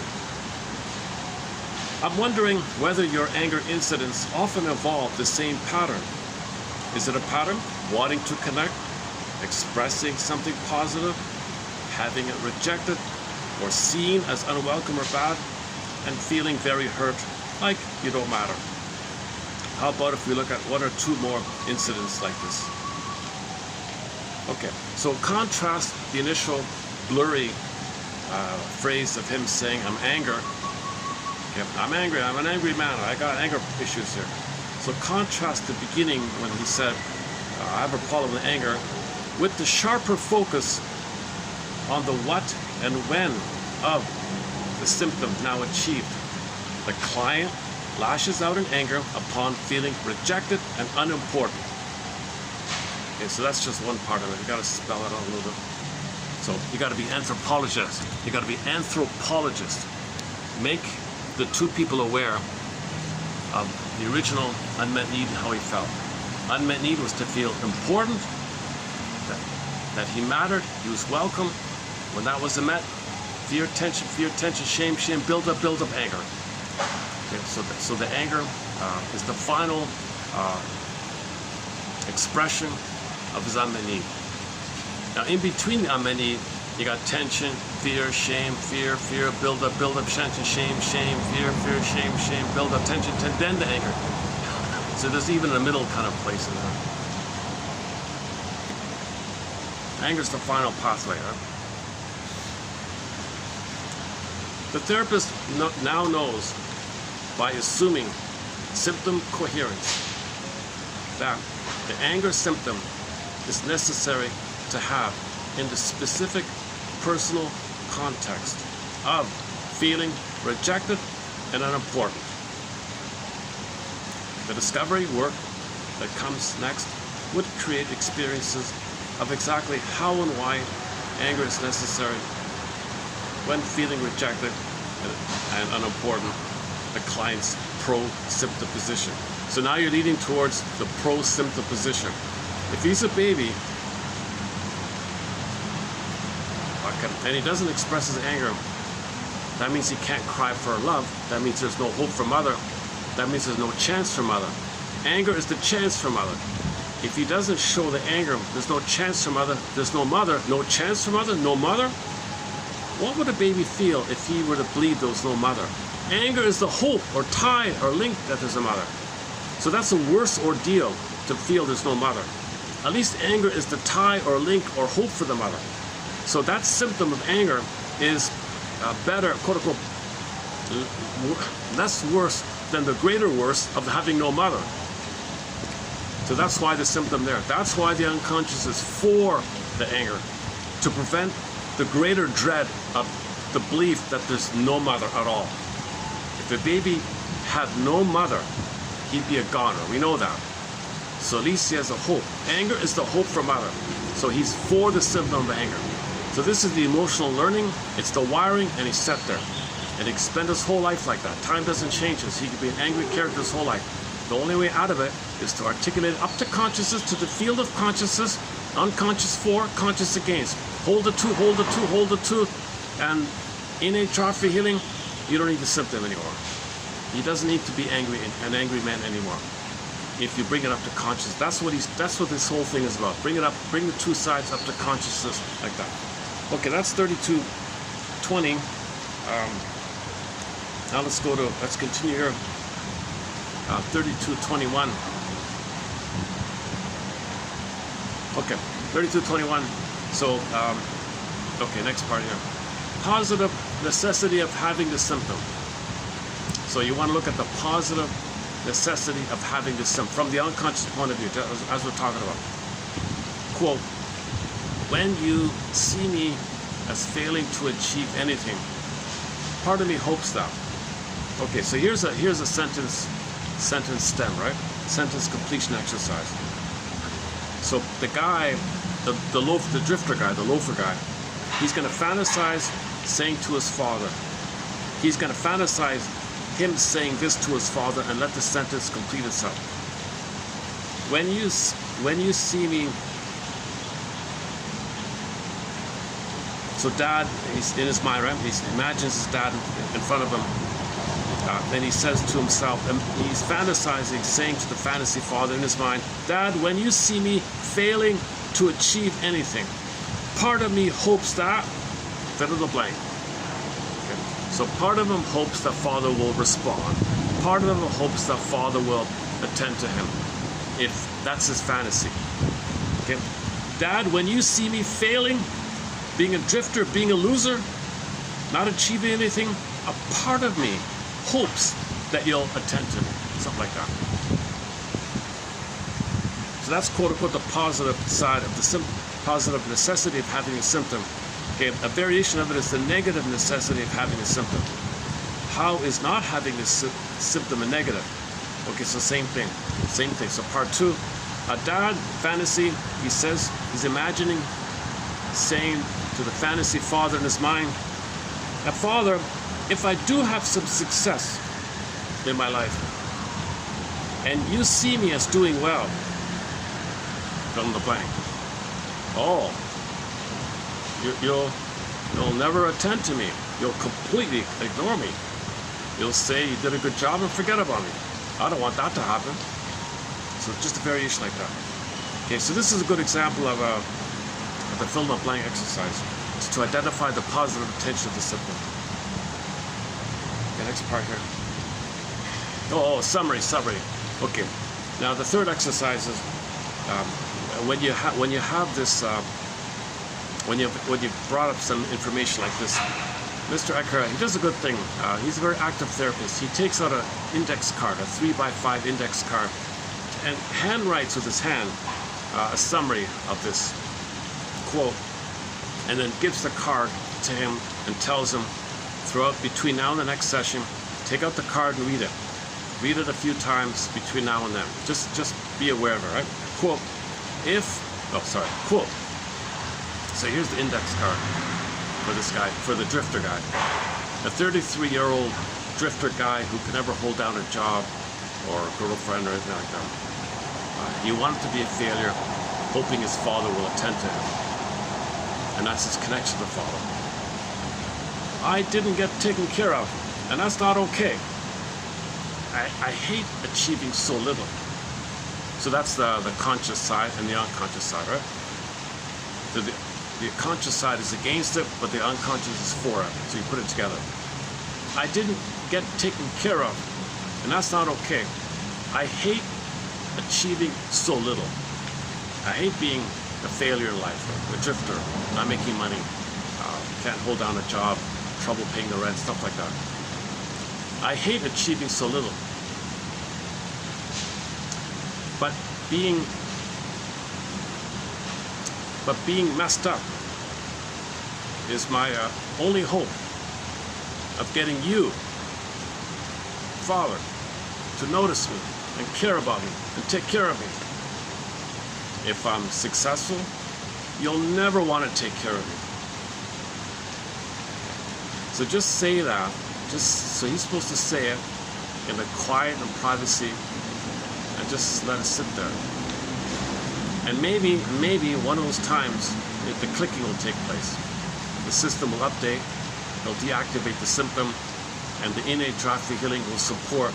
He doesn't need to do that anymore because you're conscious of it. So the card is to make you conscious. That's what he needs, to make you conscious. Again, so imagine this drifter guy all alone on the shoreline, pulls out the card, listens to the ocean waves. Nobody's around. I didn't get taken care of, and that's not okay. No way. And I hate achieving so little. On the other hand, being messed up to succeed is my only hope of getting Dad's attention, so that he'll notice me and take care of me. If I'm successful at work, he'll never want to take care of me. So do you feel a little bit like that? Do you feel like the common sense will be energized? The common sense side will be energized, and you won't need to do the symptom. See, once you articulate it, you don't need to do that anymore.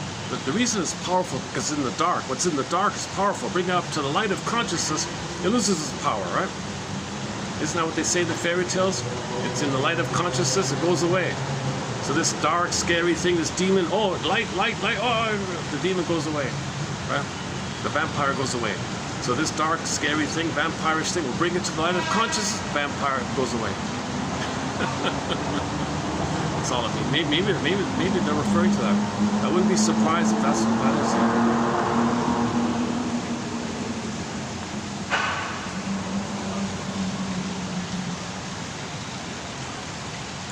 Okay, this next one, I kind of hesitated about this next one here.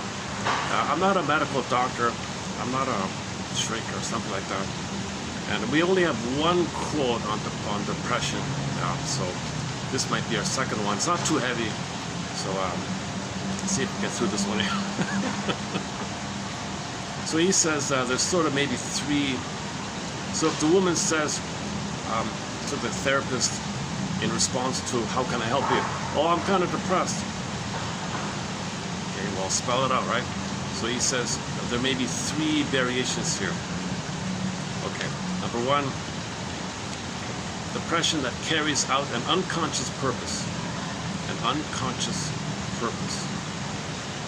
Quote, "It's so important for me to stay connected to whoever was lost that I'm willing to not forgive myself for this breakup or loss." Okay, bracket. Her purpose for staying in depression is now explicit and directly experienced. Okay, so that's a common one. There was a loss. She believes it's her fault. Some accident took place, or there was a divorce or something. Either there was a divorce, or maybe a child blames himself for mother hurting him. So the depression the child feels is the connection. So many variations on this. A lot of depression is about maintaining connection. That's considered preferable than having no connection. Can you be aware of that? Can you make it explicit that you're depressed because you're afraid of having no connection?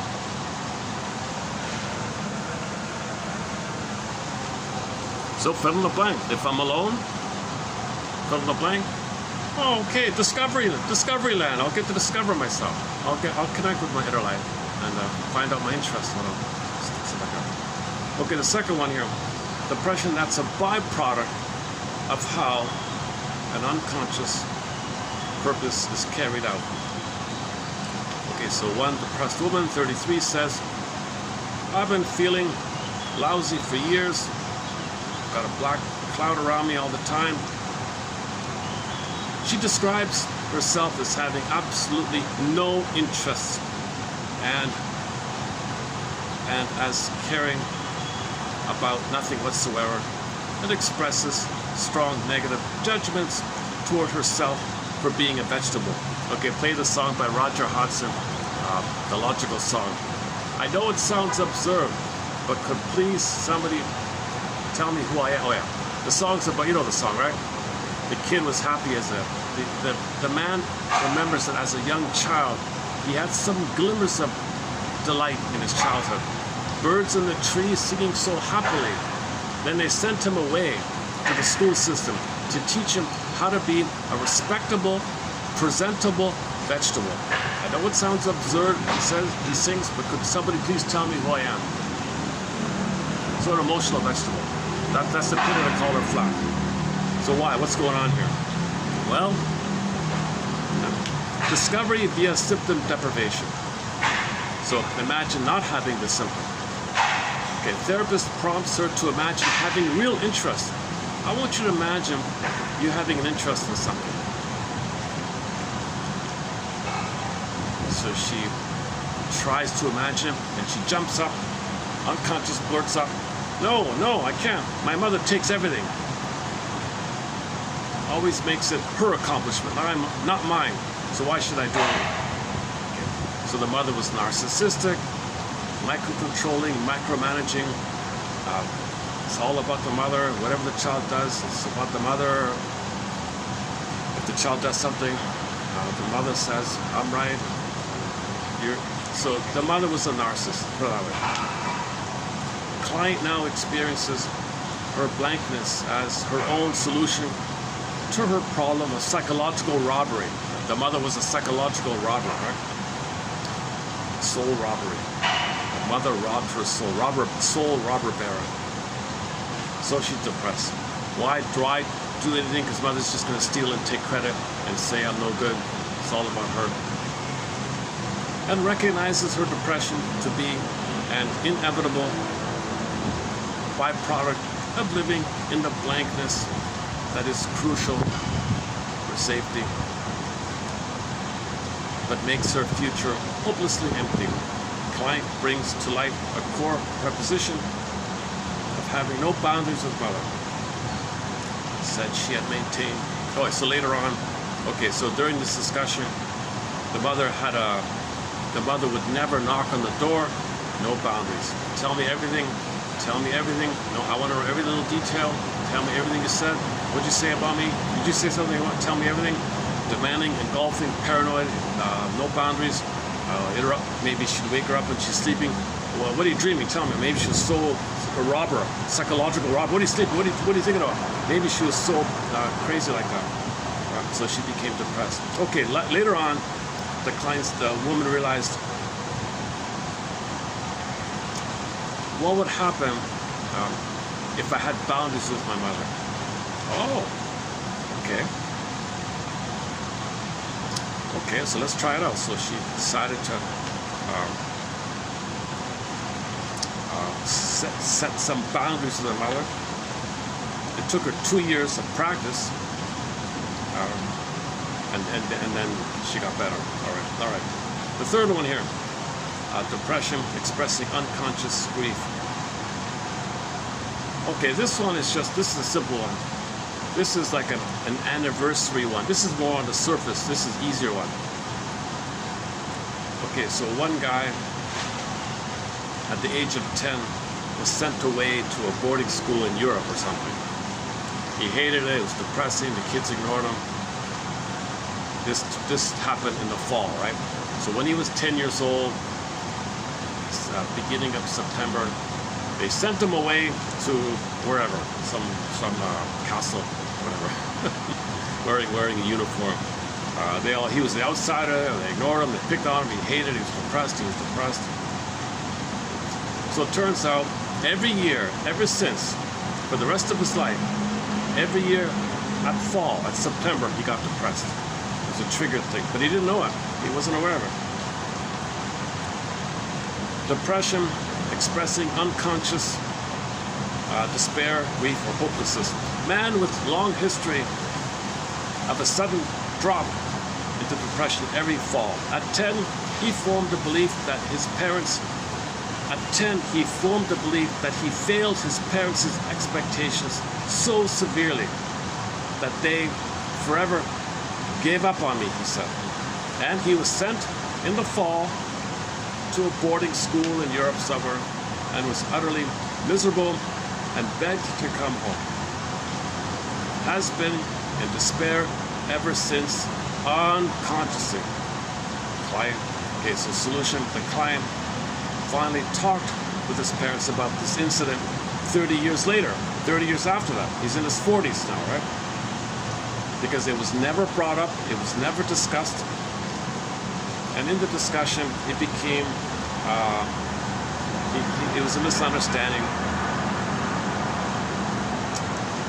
He learned that the parents didn't hate him or gave up on him or because he was a little naughty or something. But then, so because of the discussion, he got better. Okay, that's an easy one. All right.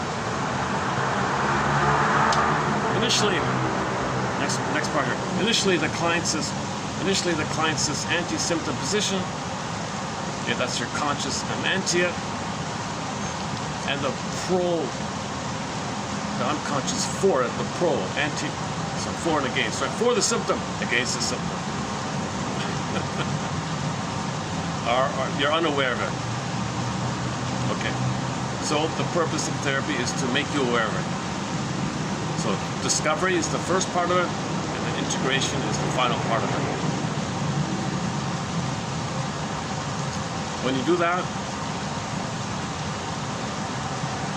the pro-symptom position becomes conscious and emotionally real to the client, who now recognizes how the symptom, why the symptom is there. Okay, that's part of it. So integration. Integration is not complete, however, until the client is further guided to unsplit and join these two views of the symptom. This joining consists simply of including,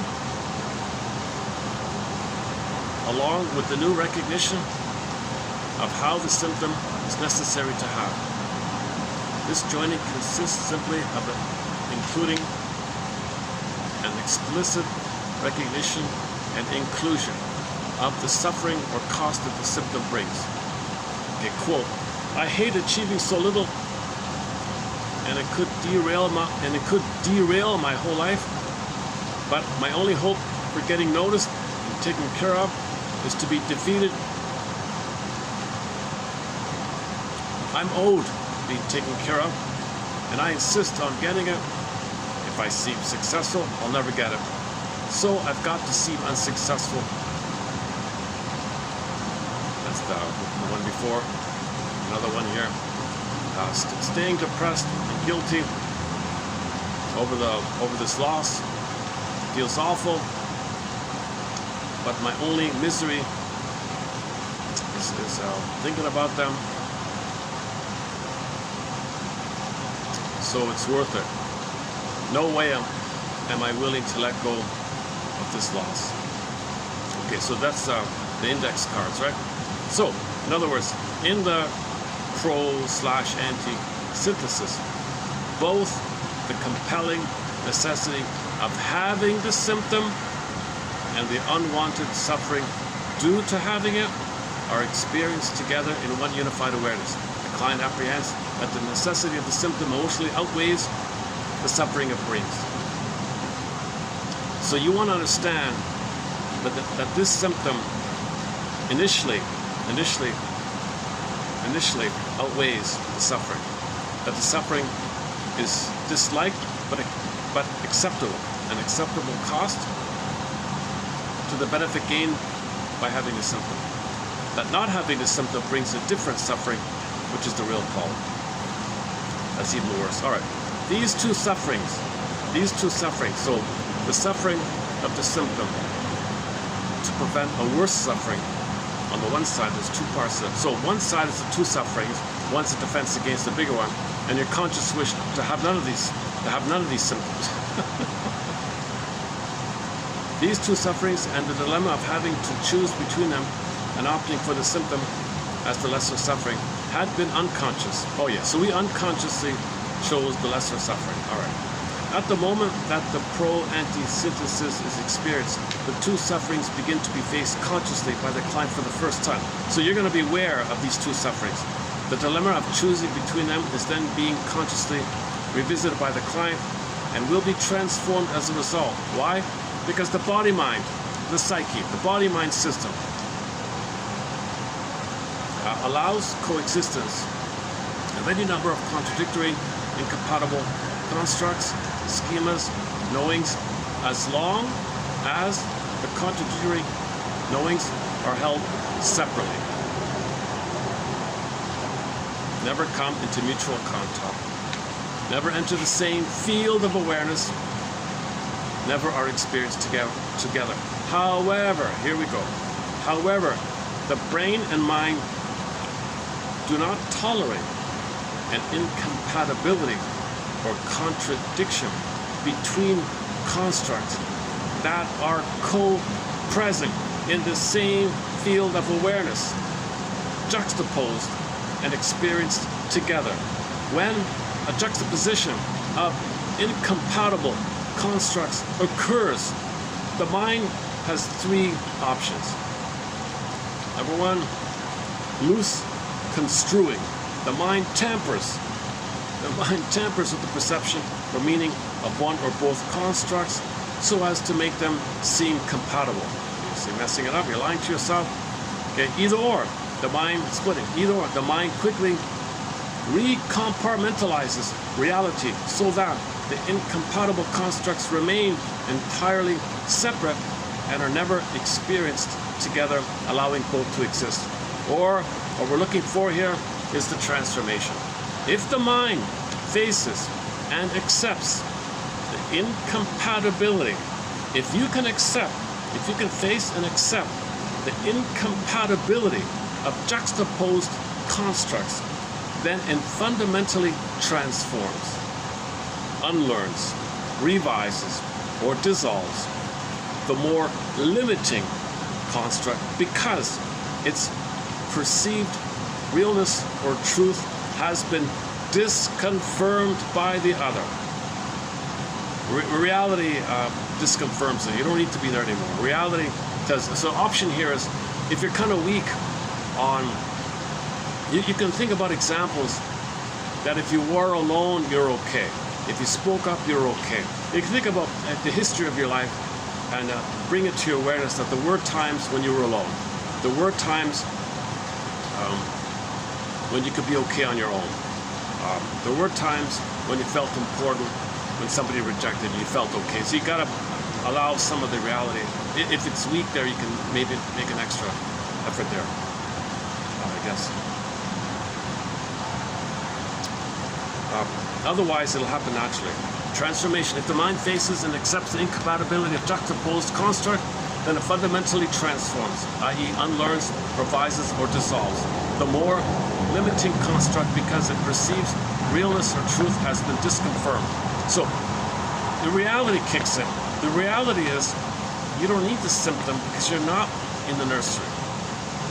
A symptom-generating schema is unlearned and nullified when it and some other fundamentally incompatible living knowledge are subjectively experienced together, juxtaposed in the same field of awareness.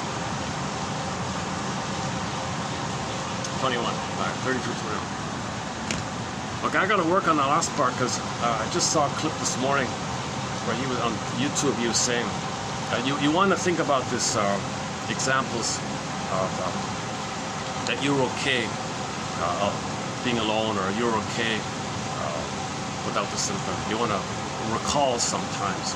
So you're feeling the fear on the one side and you're recalling the reality like that. Hold the field. Now when you hold the opposites in the field, it's either going to twist and twist so it gets along, that's what you don't want, or it's going to compartmentalize, split off, disassociate, the disconnector, that's what you don't want. But if you can hold the two, the system updates to the reality side. The system will naturally update to the reality side.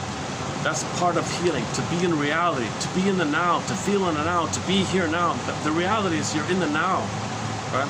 So that the healing is you want to live now, right?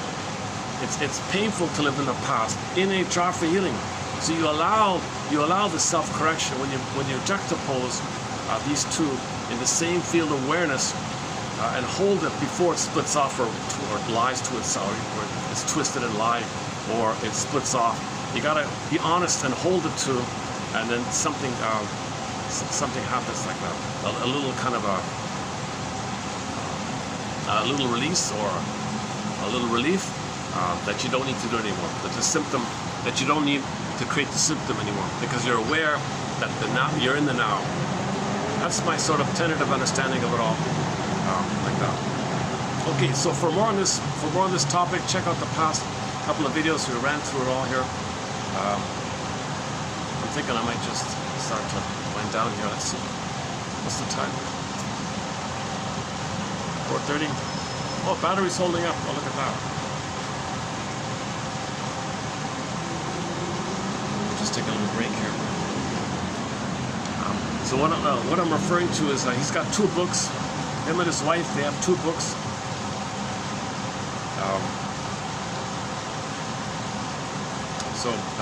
The second one is called Unlocking the Emotional Brain. Let's see. Oh yeah. And at the end of it, there's a glossary of terms, which I went through yesterday, which is quite good, I thought. Yeah. So this is his follow-up book, which is an update to his earlier book with his wife. This one here.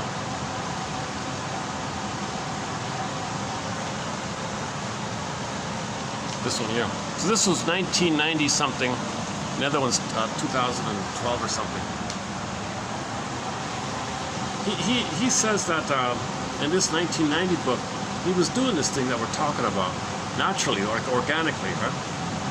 And then you notice he says that starting from 2004 or 5, there's been a flood of articles about the neurochemistry of what he talked about in the 90s. So he doesn't say it directly, but he's trying to imply that he discovered something before the war. Brain chemistry scientists said, yeah, this could be true. Maybe he's right. Maybe this couple, maybe Ecker and Hulley are right. It was discarded. Oh, this copy was discarded from the public library. Oh, look at that. Should be in the library. That's a good book. I quite like. This is one of the better books. This one here. Actually, I kind of prefer this first one. To tell you the truth, I haven't finished it.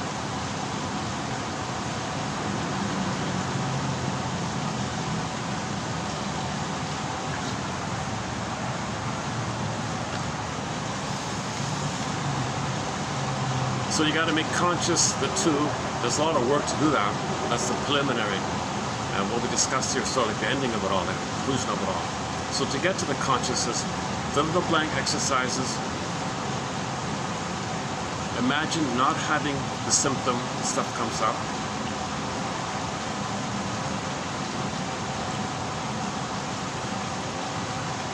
Sometimes you give yourself the assignment to engage in the symptom that makes you aware of it. So, see, I don't like emotional eating. Okay, tomorrow I want you to emotionally eat.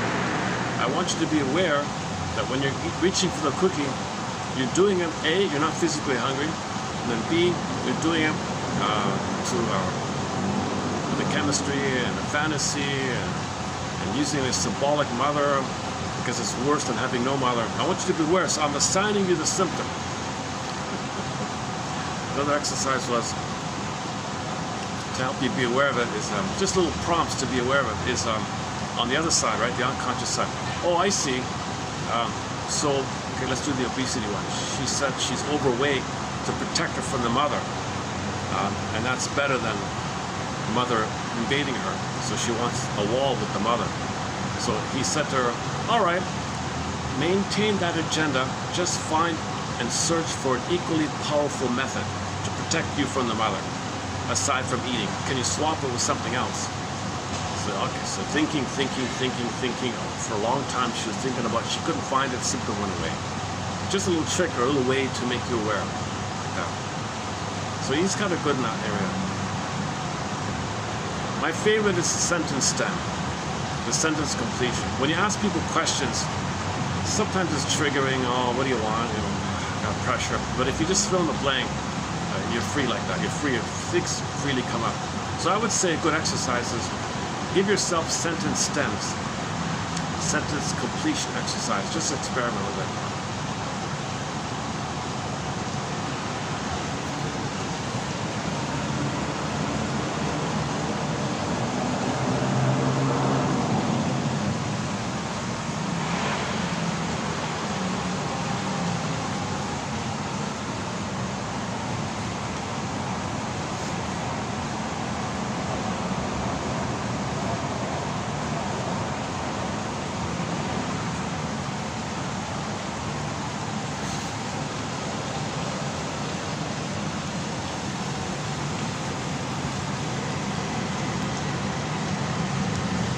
Let's play Beatrice. Yesterday I played Beatrice Dear, one of her songs. Maybe we'll play another one of hers. Here's a really good cover, my personal favorite cover of the famous What's Up song. Let's try that one here, Beatrice Dear. And when the song ends, I'll wrap it up here for today. Beatrice Dear.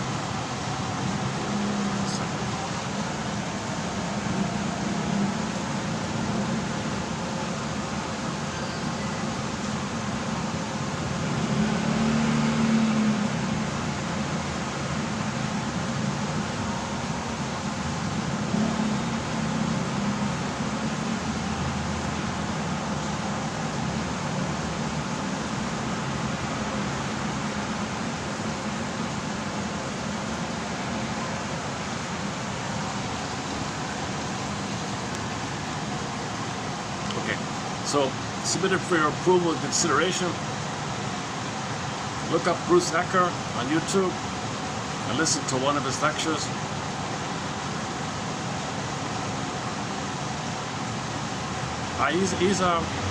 You know, I a little bit see myself in him a little bit. He's very enthusiastic about this. He feels like he's onto something. He's very excited about it. He's very heavy in the reading and research. He quotes from all over the place. He, like myself, he a little bit rambles on a fair bit. A lot of filler, a lot of unnecessary rambling a little bit. He's much more presentable and articulate than I am, of course, so he's way more ahead like that. But I feel his positive spirit to search for a brief, a quick healing, you know, like a quick healing. And it's worth exploring. It's worth exploring. Is it really, can it really be done? Can we really click this? Can we make that happen? That we no longer need the symptom? Can we make ourselves aware now? Then we drop the symptom naturally, which kind of makes sense a little bit. Or is it just some little? Is it just a trick? I don't know. I don't know if this is real or how much is it partly a trick, partly real, both and, or is it? It's probably some kind of both and. How can we focus on the reality of it? It's worth exploring. So I'll continue on the work of Bruce Ecker and his wife Laurel Hulley. What's going on? What's going on? How do we heal? Okay, take it away, Beatrice Deer. One of our musical voices in our soundtrack here is Beatrice Deer. This is her doing a cover of What's Up. And What's Up? I'll see you next time. I'll wait for the ad. Hold on. Okay, wait for the ad. Wait a second.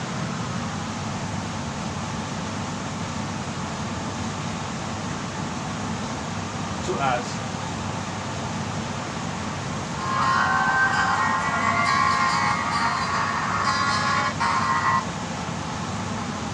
Okay, how's the lighting? Wait, the lighting here is okay? Lighting's okay, right? Yeah, okay, let's just keep it here then. Okay, when the song ends, I'll hit the stop button. Metaphors be with you. Metaphors be with you. May these quotes and theories and ideas lead us to greater consciousness. And I'll see you in the next video.